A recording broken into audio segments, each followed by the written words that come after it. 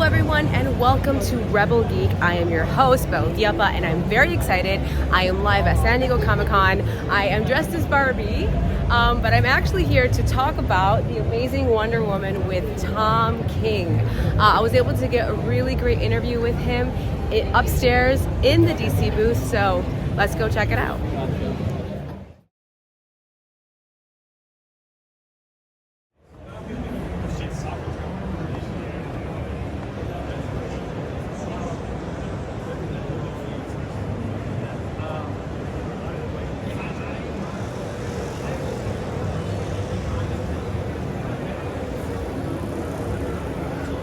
Okay, hi, I'm Tom.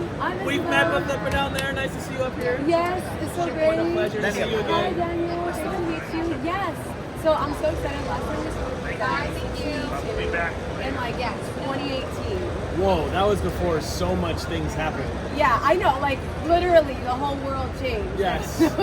Welcome to the new world. How wonderful to see you on the other side. Yes. I love your t-shirt. Thanth you. And you're wearing it at the DC booth. I know. Damn, so Rebelle. Well, I'm Columbo. He's not Warner Brothers. Oh, okay.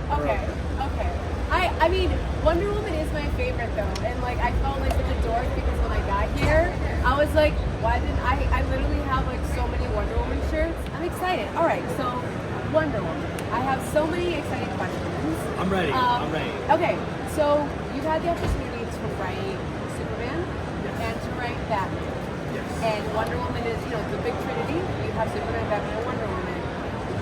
How are you approaching writing Wonder Woman different than writing Batman and Superman? That is the core question of the whole thing when they first came to me.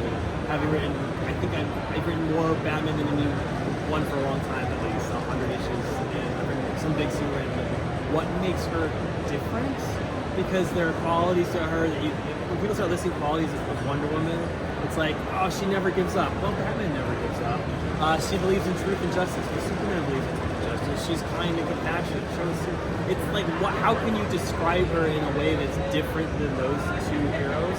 And if you can't differentiate, why even try? And I was just thinking about that, and I was like, I have nothing. I'm just going to write Superman with a glass. It would be so stupid.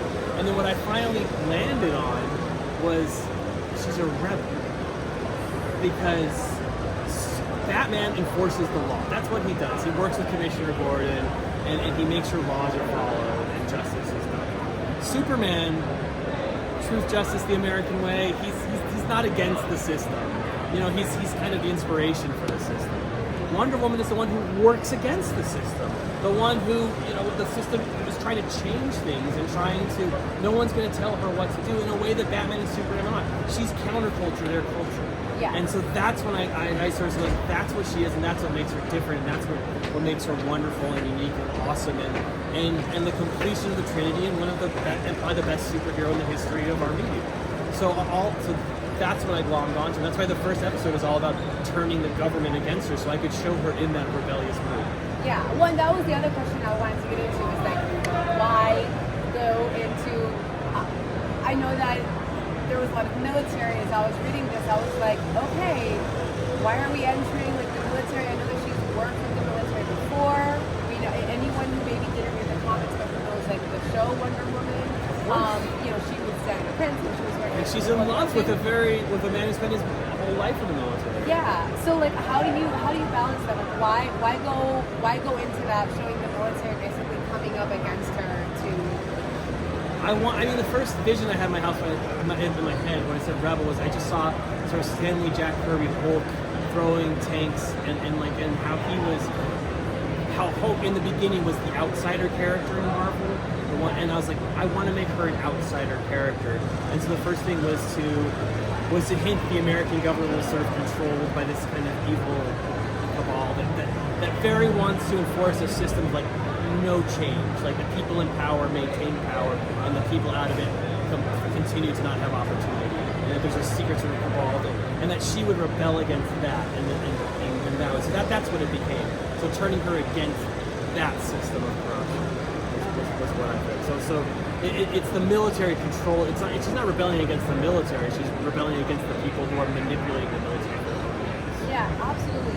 And then, like, one thing that I love about like the artwork of this and looking at Wonder Woman, I feel like throughout the years we've had Wonder Woman being sexualized in a way that, like, as a woman who loves Wonder Woman, and who is also a cosplayer, so you know, one of those types who are very strong, you drew Wonder Woman to be beautiful and tall and statuesque, and she is a sexual being, but she's not sexualized. And I also think that is on purpose. And like, why go in that direction? Why do you think it's important to talk about For me, it's very simple. I don't understand why you have to be sexy to save the world. It's as simple as that. So moving from here, it's she's sexy because she's beautiful, as same as Superman is sexy. But Superman is not trying to be sexy, right? But Yeah. why she has to try to be sexy? So first thing I did is get rid of the heels, for example. Thank you. Like As a cosplayer, I'm like, no heels. I did it for the cosplayers. Conventions can be exhausting. It's why someone will put heels. Yeah. And then no makeup. Why you put makeup in your face to go like dancing? I don't understand that. So for me it was simple, you know.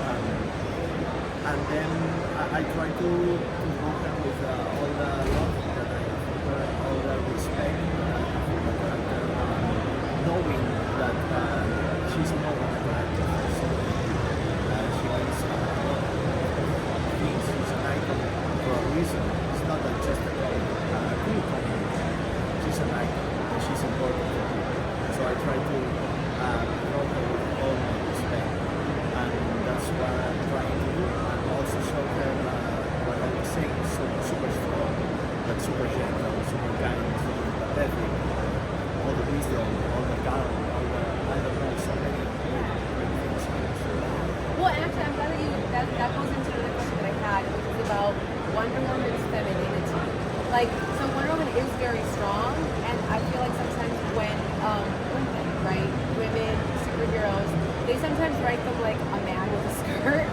And so, like, there's a difference in like writing a woman who is both strong and soft and feminine. So, like, you know, what was that conversation, or like how did you approach it as a writer, you approach it as an artist, to both include the strength which comes forward, but also the softness and femininity of Wonder Woman?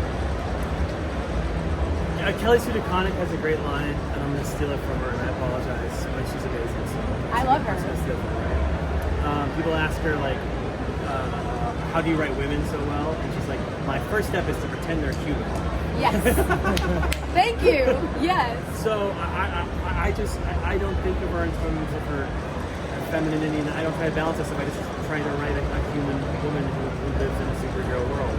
And I have a father and a daughter. I have a strong wife, and I steal from their lives all the time. They yell at me all the time for stealing. They're like, I should be getting the royalties from this. And I do what every writer has done since Homer. I use the ability of compassion, trying to project yourself into all the women that come in, and I treat her like I would, the same way I would treat Batman or Superman, right? A complete character who's not defined by their gender, but their gender is part of who they are. Yeah, absolutely. You as an artist, how do you do that elimination of having drawing her both strong and soft? Because I feel like there's a lot of that stuff in this as well. That's the hardest part of my job right now. Absolutely. Because in a male character, some people make Superman like super muscle, some people less, and people like accept it in the same positive way. But if you draw a feminine character like two muscles, some people is not going to believe it. But if you get sure it's not good enough, I'm tired of seeing how somebody representations of Wonder Woman that today like it's beautiful and it's playing Wonder Woman, but I don't see it on the page. So I have to try a balance, like super strong, super tall, super everything, but not forgetting about soft parts.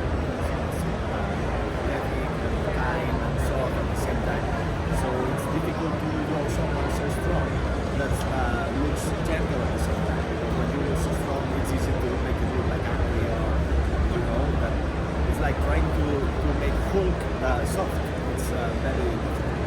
Yeah, absolutely. Also, just as a person with curly hair, I love that you would Wonder Woman with curly hair. I'm so biased over that. I'm like, yes. I'm starting regretting it after 14 issues. I'm like, it's on the commissions, for example, and the sketches on the booth. People is asking me for Wonder Woman all the time, and I'm like 15 minutes in the head, just throwing lines, and I'm like, why I did this to me, to myself? No, every effort it works. Yeah.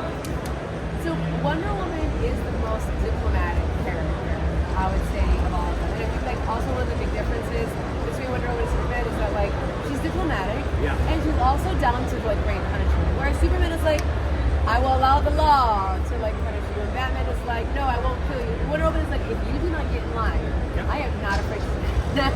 She's the princess of an island. Yeah. She's legit. Yeah. So with that, like, as we're exploring this, Wonder Woman's been around for a long time. How do you explore that diplomacy in new and exciting ways that are exciting for you as a writer and that like are entertaining for like readers who have been reading Wonder Woman for a very long time? I mean, one of the great challenges of writing Wonder Woman is also one of the great gifts, where the idea is Wonder Woman is fighting for peace. When you're like, how does that make sense? How does she battle? How is she a warrior when all she wants to do is to be peaceful? And you're like, oh, that makes no sense. And you're like, wait, that's actually amazing, because every time she's fighting, every time she's in a battle, she's kind of losing, because then she's gone to that last resort where she has to throw a punch, where she would rather do something else. She'd rather use love, she'd rather use compassion, she'd rather use all the things she learns. All right, guys, so that was my interview with Tom King. Unfortunately, because I have been recording at the con, I did run out for the last 3 minutes of the interview. But if you want to read the notes and read the rest of the story, please check out the full story on RebelleGeek.com. That was so awesome. Wonder Woman is one of my favorite all-time superheroes, and it's really cool that Tom King understands the character and that he was able to write her with so much depth and empathy and everything that makes Wonder Woman wonderful. All right, guys, till next time, bye.